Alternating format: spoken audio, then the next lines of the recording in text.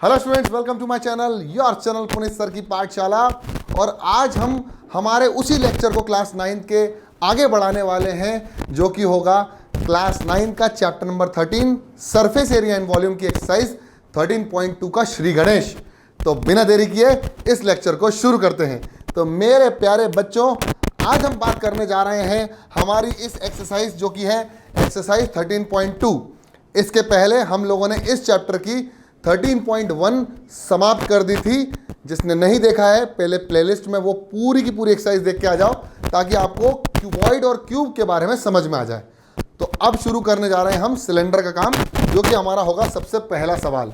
लेकिन इस सवाल को स्टार्ट होने से पहले मैं आप लोगों को कुछ छोटी छोटी मगर मोटी बातें बताना चाहता हूं अबाउट सिलेंडर। तो आपने देखा होगा कि हमारे पास जो सिलेंडर होता है वो कुछ इस तरह का दिखता है, जिसके एक फेस ये होता है, एक फेस ये होता है और एक फेस ये होता है।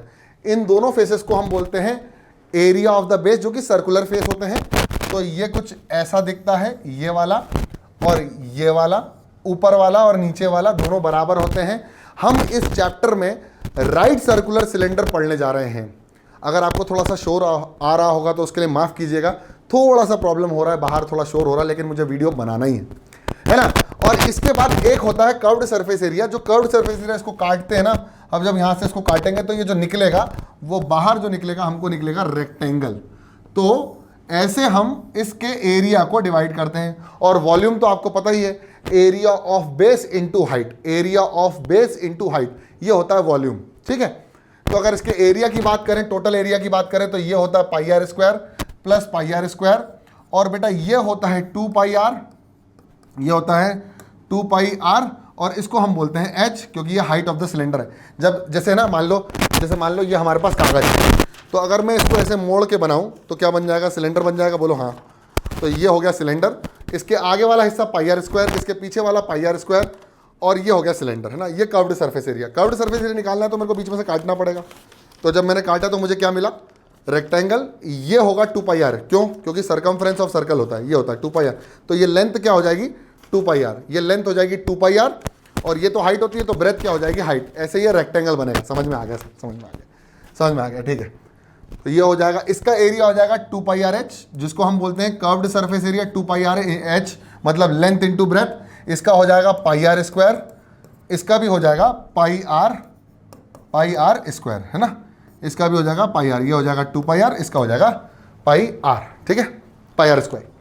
तो ऐसे हमारे पास दो सरफेस एरिया हमें मिले। तो पहला हो गया कर्व्ड सरफेस एरिया, जो कि होगा 2 into pi into r into h, जो कि इसकी यूनिट होगी सेंटीमीटर स्क्वायर या मीटर स्क्वायर।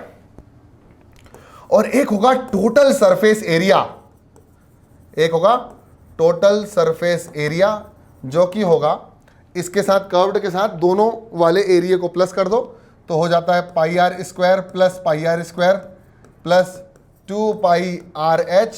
तो ये हो जाएगा 2 pi r square plus 2 pi r h. अब आप बोलोगे सर 2 पाई आर स्क्वायर कैसे आया? तो pi r square plus pi r square 2 pi r square. तो ये हो जाएगा मेरे बच्चों 2 पाई आर कॉमन, बचा कितना? H plus are.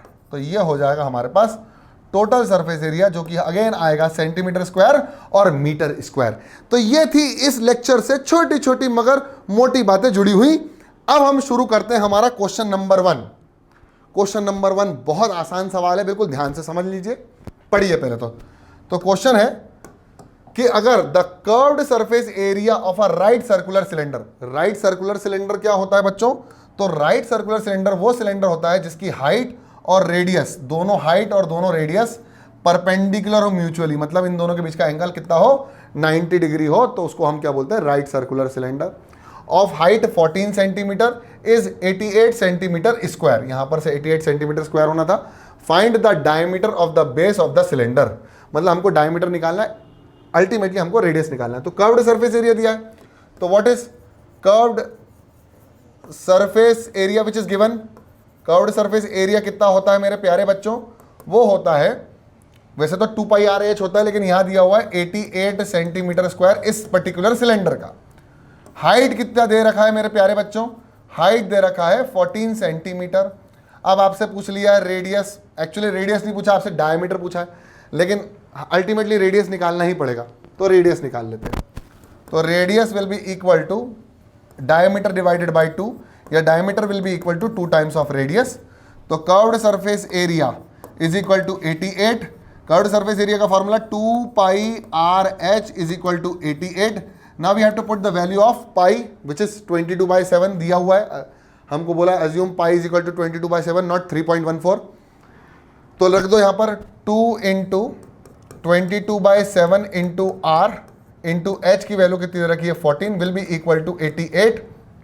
यहां से सॉल्व होगा 7 1 7 7 2 14, तो आर की वैल्यू हो जाएगी मेरे प्यारे बच्चों 88, नीचे जाएगा 22 2 और 2, तो 2 2 4 इंटू 22, ठीक है ना। 11 2 22, 11 8 88, 4 2 8, 4 2 8 से 8 कैंसिल, रेडियस आ जाएगा 1 सेंटीमीटर। हाँ, तो यह आ जाएगा 1 सेंटीमीटर।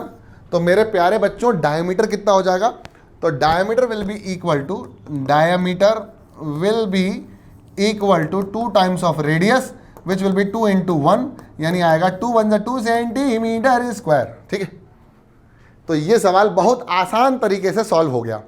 मैं कोशिश करने जा रहा हूं इन लेक्चर्स को जल्दी जल्दी शूट करूं और पर डे 7 बजे मैं शाम को लेक्चर अपलोड कर दूं पर डे, और 10th के भी आएंगे, 7th के भी आएंगे, सॉरी 7th के नहीं, 7th के दूसरे चैनल पे आएंगे, और 8th के भी आएंगे और 9th के भी आएंगे। तो आप अगर मुझे सजेस्ट करें कि कौन सा लेक्चर कब अपलोड करें, शाम को 5 बजे और 7 बजे, मतलब 2 वीडियो अपलोड करना चाहता हूं, एक 10th का, एक 9th का, या एक 9th का, एक 10th का, तो आप मुझे सजेस्ट कर दें, इसी वीडियो के कमेंट बॉक्स में बता दें, ताकि मुझे पता चल जाए कि मेरी जनता मुझसे क्या चाहती है, तभी तो मैं डिलीवर कर पाऊंगा ना। हाँ, तो अगला क्वेश्चन कर लेते हैं, और ये इस लेक्चर का हमारा आखिरी सवाल होगा।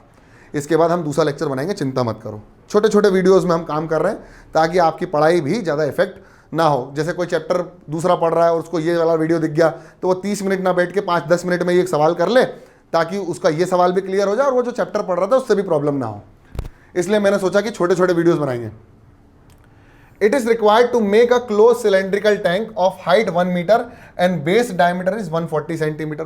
तो सबसे पहले तो हमको हाइट गिवन है, तो हाइट कितनी हो जाएगी बेटा, हाइट हो जाएगी मेरे प्यारे बच्चों 1 मीटर। अब आप इसको सेंटीमीटर में निकालना है तो सेंटीमीटर में निकाल सकते हो, लेकिन उसने बोला हाउ मैनी स्क्वायर मीटर, यानी आपको पूरा माहौल काय में रखना पड़ेगा, मीटर में रखना पड़ेगा। तो ये मीटर में तो है ही। डायमीटर कितना दिया हुआ है, डायमीटर दिया हुआ है 140, यानी 140 सेंटीमीटर। तो इसको पहले 140 सेंटीमीटर को डिवाइड करो 2 से, तो कितना आएगा 70 सेंटीमीटर, और इसको 70 को कितने से डिवाइड कर दो, 100 से डिवाइड कर दो, तो मेरे प्यारे बच्चों आ जाएगा रेडियस 0.7 मीटर, 0.7 मीटर, यानी radius will be equal to 0.7 metre.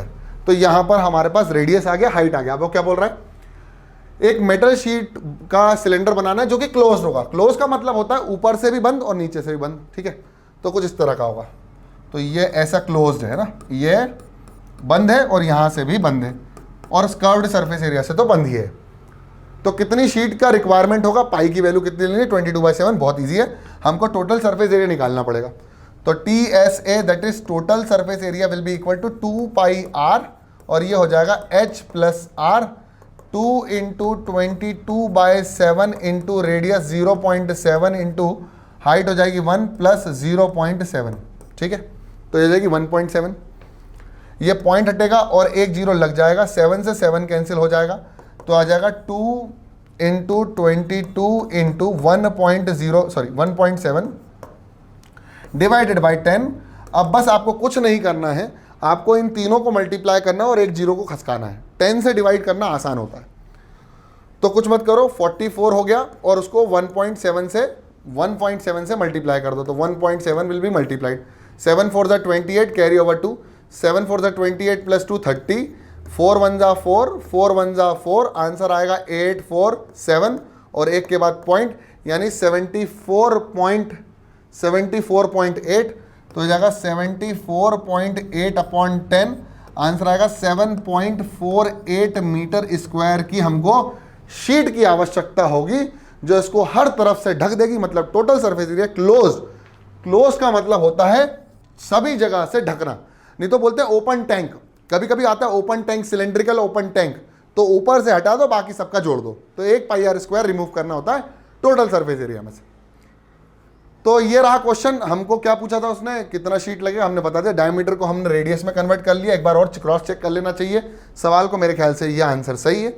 और अगर आपको ये समझ में आ गया है तो कमेंट कर दो आ गया है, और पसंद आ गया है तो लाइक कर दो, और ज़्यादा ही समझ में आ गया है तो सब्सक्राइब कर दो। और आगे वाले वीडियोस के लिए थोड़ा सा अलर्ट रहो। 7 बजे डेली एक पोस्ट होने वाली है। कुछ बच्चे 9th में बोल रहे हैं कि सर हम 9th में 10th में जाने वाले हैं, तो कब से शुरू होगा। तो 10th का कारवा मैंने ऑलरेडी स्टार्ट कर दिया बच्चों आप लोगों के लिए। तो अभी मैंने 3 से 4 लेक्चर्स चैप्टर्स कंप्लीट कर दिए हैं।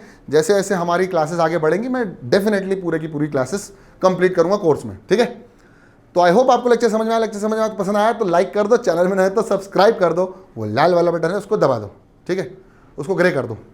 मिलते हैं अगली क्लास में, तब तक के लिए पढ़ते रहो, बढ़ते रहो और देखते रहो पुनीत सर की पाठशाला। जय हिंद।